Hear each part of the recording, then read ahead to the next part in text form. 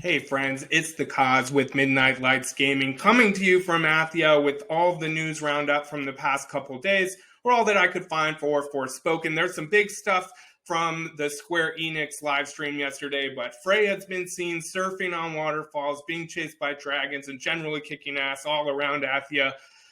So above and beyond that, there are some other updates. We got to go. It's only 1 week away. I'm so excited. Again, there was a Square Enix live stream yesterday that talked about the PS or PC requirements. There's some news about PS5 size as well. They also patched the demo, which is kind of cool. So I'm going to go over what they changed and even show you some of my gameplay with it. They also launched and released some new trailers, which you should definitely check out. Speaking of things to check out, head to my YouTube channel if you want to see any of my other Forspoken content. I'm really feeling good from the demo with how much style I'm having during my combat, which is what I aim for. I uploaded 2 new videos of the 2 toughest boss fights on hard mode, getting star ratings, so check those out. I think it's a good little combat tutorial as well. So like I said, there was a stream last night, and it was in Japanese, so big thanks to Fakirski from Reddit for doing some interpreting for us.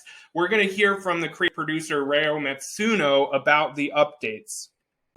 We just wrapped up a live stream here in Japan, but I wanted to quickly recap some of the things we went over during the live stream. There were 2 important announcements made during the live stream, the first of which is that today we will be releasing an update to the Forspoken demo. We've been listening to your reactions and feedback on the demo, and we wanted to do whatever we could during this time to make the demo as enjoyable of an experience as possible. On the screen, you'll see some of the things that we've addressed in this update. This should go live tonight, so please look out for that, and please enjoy the demo. The second announcement we made were the PC system requirements. We've announced the minimum, recommended, and ultra, so you can take a look on the screen right here and see what kind of experience you could expect on the PC version of Forspoken. That sums it up. I know it's short and simple, but wanted to make sure this information gets to you as well. We'll be following up with more information on social media and this week leading up to the launch of Forspoken, so we hope you stay tuned for more information. Thank you so much for watching. So let's unpack that a little bit. So as far as the PC system requirements, you can see them here. They're on Reddit and on Twitter. They're everywhere. But the things that have come up in some of the comments I've seen are that some people are frustrated about frame rate, about potential performance problems. So I'm definitely going to keep my finger on the pulse of what's going on with PC release. We did also find out that it's a pretty big file size for PlayStation 5, 87.275 gigabytes. So just keep that in mind in case you have to clean up some space. I asked Reddit, what does that mean? Is that an indication of anything? And people said it could be an indication of a lot of things, including graphics. And that seemed to be where most folks landed. So let's move on to talking about the demo update, which included changes to button mapping, locking on enemies more, even when they're off the screen, and certain text sizes, which I couldn't quite figure out, as well as a vague, general performance updates. People's experience of the update seemed to vary a little bit. Some people were talking about graphics were improved. Some people really liked the changes in target locking. Generally, my feeling was that target lock was better. It did seem like you could parkour around and the lock would do a good job of staying even when they were off screen.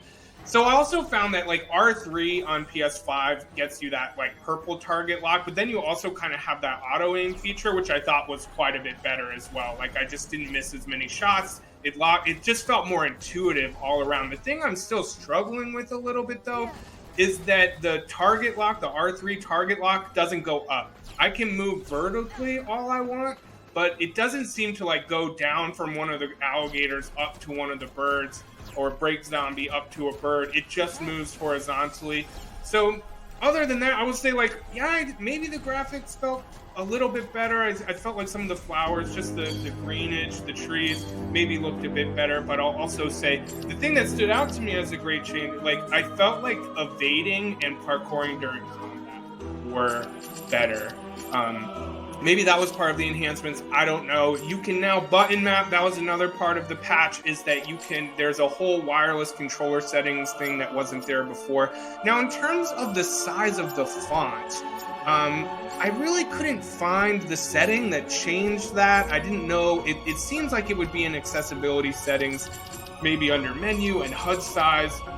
But there are definitely some things I was hoping would get bigger. It could be subtitle size that now you can improve. I don't remember all the settings from before the patch. But if you know, put it in the comments. I was sort of hoping, as you can see on this screen, that some of those things on the left and right would be a little bit bigger, or you have the option to do that, which may be the case. I may just need some help finding that. I also really was curious if parkour, if really parkouring around and grappling would be different or feel different. There's still some things with this that it's just not super intuitive, because you're holding square and the left joystick will sort of sway you off where you want to go. So the more I've played combat, the more I've Magic Parkour, the much better. I've got way more fluid. So again, like any other game, the more you play, the better it's going to feel, the more style and flow you'll have, which has just been feeling really good. I mean, I've just been hanging out on these floating rocks, parkouring around quite a bit.